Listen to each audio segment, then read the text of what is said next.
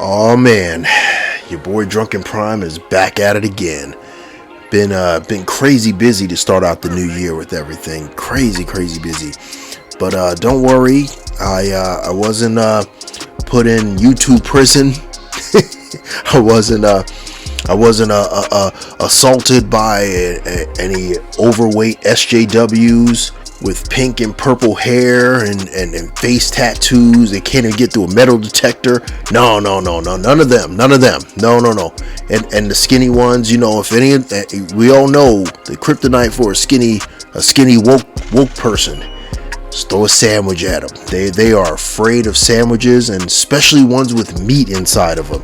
You give them any kind of bologna sandwich, that is like kryptonite to them. And don't worry, so don't worry, if they were to creep up, I got the medicine for them. But yeah, it's just been crazy busy. But I was like, I gotta get back at it.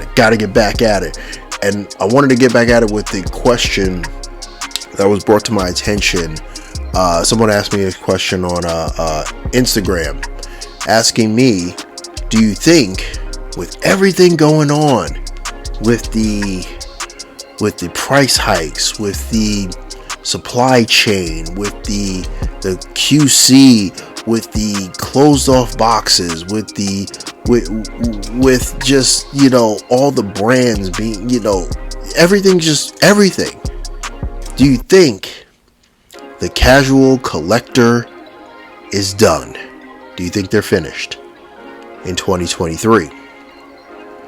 And that's a loaded ass question. I gotta say, that is a loaded question, because one, I think we need to define a casual collector, and everybody has a different definition of what they consider a casual collector. I kind of think of it like the just being like a brand normie. Like you don't really know anything about, let's say, Transformers, or let's throw out G.I. Joe as well. You don't really know anything about them, but you just like the figures. You don't know anything that's going on behind the scenes. You're like, oh, if they're in a store and I don't own that one, I'll go grab it. Those are the sort of like casual collectors. Casual collectors also are people who only buy one. They kind of only stick to one brand. And they only buy one in passing or two in passing. They're not trying to engulf themselves in entire waves of figures. No, they're not going to do that. That's not their MO. So I think that kind of defines a casual consumer. It's like any kind of casual consumer of media. They've never read a comic book before in their life, but they can tell you about all the Marvel movies because they're kind of casual about it. They went there and they've seen all the movies. They can kind of break down the movies too. But if you start giving them the comics that some of the storylines are based on, they give you that what? That look in their eyes, just blank deer in headlights, looking like a dog trying to claim some kind of food that fell on the floor. It's like, oh, there's something there. That's kind of how I define them. And I gotta give a shout out to Modern Toy Fair for they just did a video about this. I think it was Wednesday or it was this week. They did a podcast about it. I got to give a shout out to them because I think they did a fantastic job kind of breaking it down. And I wanted to use a few of their points, but I also wanted to include some points I had been kind of jotting down and going through. And I think the biggest factor is price. And I know, listen, the economy is going to crap all around the world. And we're all struggling. If we're not struggling now, we're probably going to be struggling about 6 to 8 months from now. That's sort of why I'm kind of battening down the hatches. I think this is going to be a very dry year for me unless I sell a bunch of stuff to upgrade to newer stuff. I think that's the only way. It's kind of not be a dry year for me. But yeah, with everything going on with the price increases, the economy going to crap, inflation, all this stuff, people who were casual collectors are kind of taking a step back and saying, maybe I don't need that wave. Maybe I don't need that bath. Maybe I don't need all of those deluxe figures. Maybe I should stick to Voyagers or leader classes and Transformers. Or maybe I should just, instead of army building, I'm going to get one figure. These are the kind of decisions you're going to have to make, and a lot of people are going to have to make, especially the casual consumer. But another thing I've noticed too is the casual consumer has sort of gone the route that I've gone, where it's not that they're bowing out entirely, it's just that their interest has evolved. So where they would, I don't know, a year or two ago may have gotten like 2 Marvel Legends, 3 Marvel Legends, things like that. They're going for 1 Figure Arts. They're going for 1 Mafex. They're going import. They're going to higher end. And instead of buying 5, ranging from mediocre to good, sometimes underwhelming Legends, they're getting 1 Mafex Spider-Man. 1, instead of getting a couple of mediocre McFarlane figures and 1 really good one in a wave, they're getting 1 Mafex Batman, 1 SH Figure Arts Batman or Joker or things like that. I think that's part of the reason why we're seeing so many shelves being empty.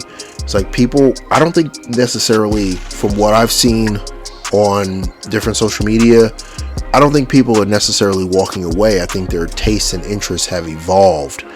And with the loss of media, because let's be honest here, while the She-Hulk Marvel Legends, the new one, is a really solid entry, it's a really solid figure,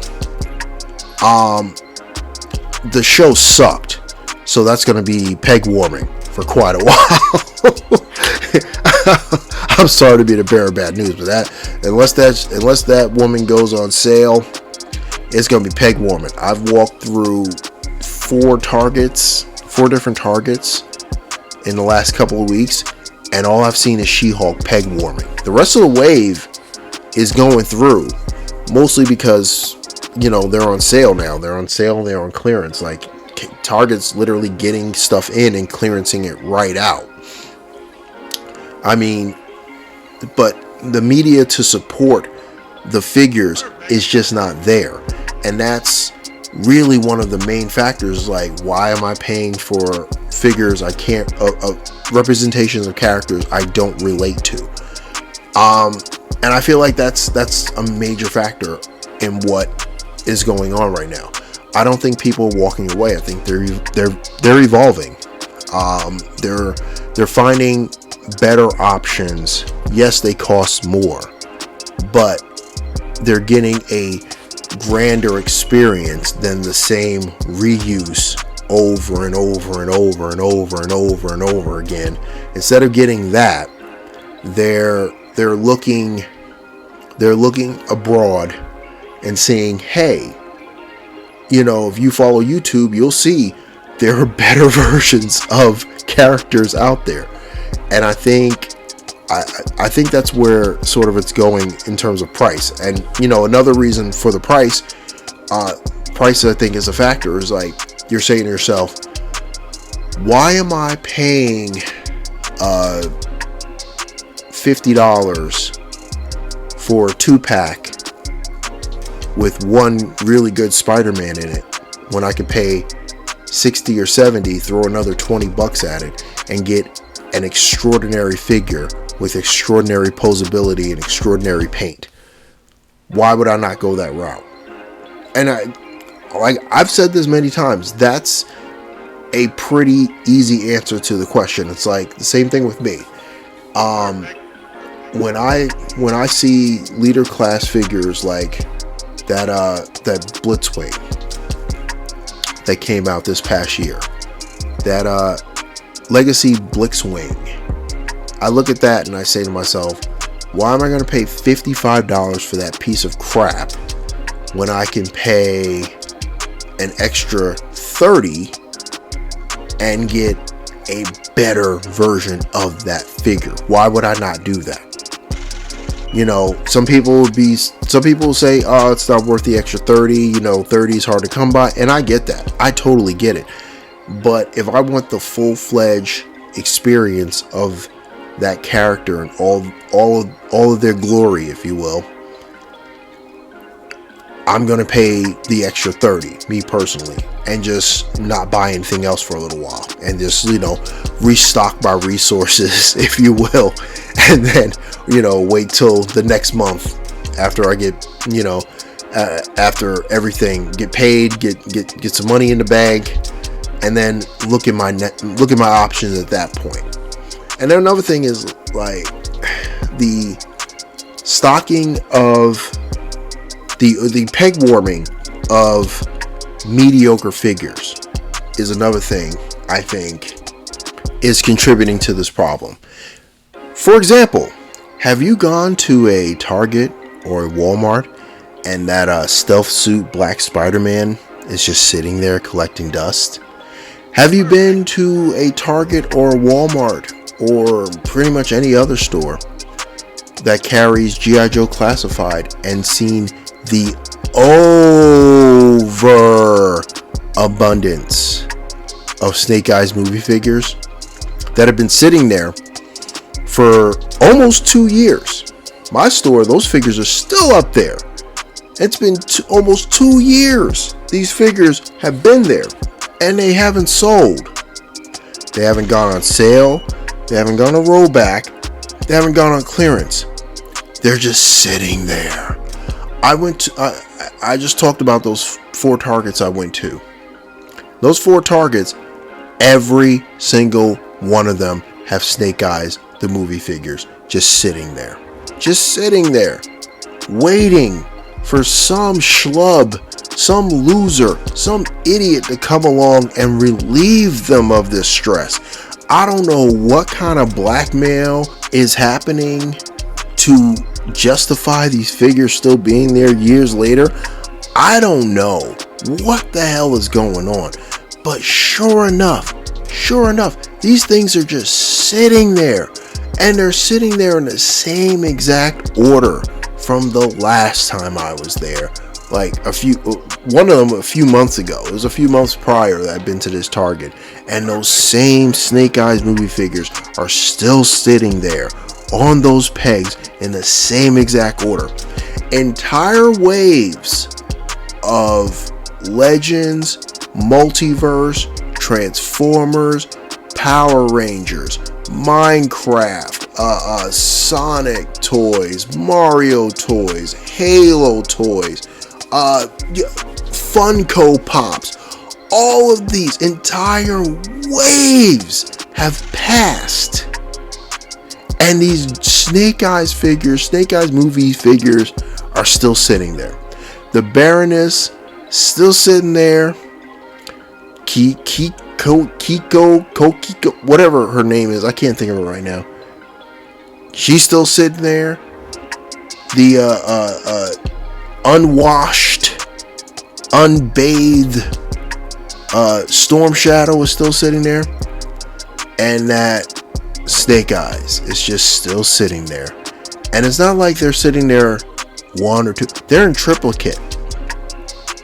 And then they have more on top of the racks. They have more on top, just sitting there collecting dust. I'm like, clearance these out, get rid of them. What are they trying to do? Is this like McDonald's or some shit like that, where they're trying to figure out the shelf life of a burger? They're trying to figure out the shelf life of these figures. Are these stores seriously thinking, if we hold on to them just long enough, some idiot, some dummy's gonna come across and relieve us of this sin?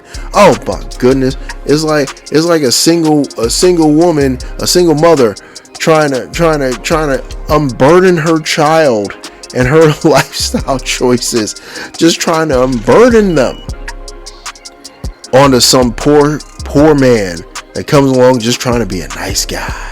And that's what I think is going on. I think that's how they're viewing people. It's just, they're just waiting for some baller to come across and want to army build Snake Eyes the movie figures. Yo, I don't understand why these things are still there. But hey, to each their own. It's just stupid. But yeah, I think that's definitely a factor. It's just all the constant peg warming and not making room for new items to come across. And the other thing is the waiting game. Now, the waiting game comes across in two different ways. The waiting game comes across in the pre-order game. The pre-order game has, let's be clear, let's be honest. The pre-order game has completely destroyed the collecting game. It has, because now instead of rushing to the store every day, hunting for what you want, hopefully finding it in a wild, and going to all these different places, going on basically mini adventures when you go on the hunt. Instead of doing that, you are basically fighting bots online for pre-orders for items. Wouldn't it have been dope if Serpentor was in a store? $80. Yeah, $80. It would probably, if they had more than 3 in a store, I think it would have they would sit there. But if they had 1 or 2 in a store, I think they sell. I do. I think they sell.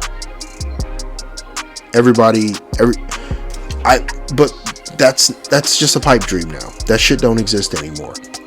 We have reached the point where you're now racing to your computer to pre-order and just sitting there looking at your credit card statement until something hits for that amount and hoping to God it's the thing you ordered and that there's no QC issues.